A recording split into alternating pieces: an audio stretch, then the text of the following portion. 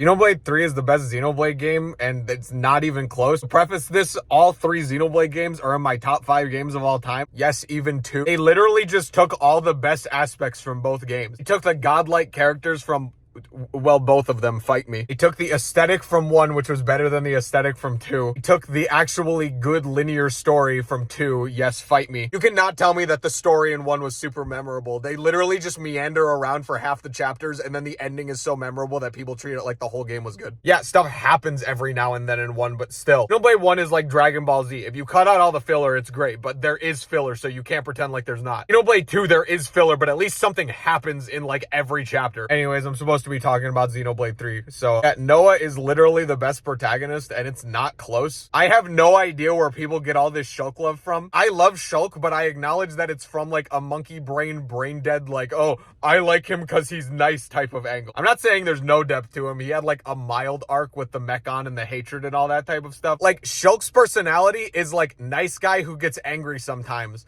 And then Noah's personality is nice guy that gets angry sometimes, but he actually has a decent backstory and motivation and actual distinguishing character traits. And people are like, whoa, he has no personality. What are you talking about? It's fine if you want to compare Noah to like other characters from other piece of media, but how are you going to look at Shulk and Rex and say that he's not easily the most defined one? He has easily the most broad range of emotions. I even kind of like Rex a little bit more than Shulk, not gonna lie. The combat is easily the best combat system. You never run out of things to do, and there's so much stuff on the screen, and it's awesome. They literally combined both games' combat, so the only thing you would have to complain about is if you somehow hate one of the combat systems so much that it distracts you. It's also the perfect level of difficulty. Xenoblade 1 was way too hard. You had to like dedicate your entire life to that game in order to be good at it. Xenoblade 2 was like the most baby easy game ever, except for like maybe the ending. But that was just because of levels. That wasn't because of like skill or anything. Keep in mind, I don't like to grind in video games. But every time a boss wasted me in 3, I was just like, oh,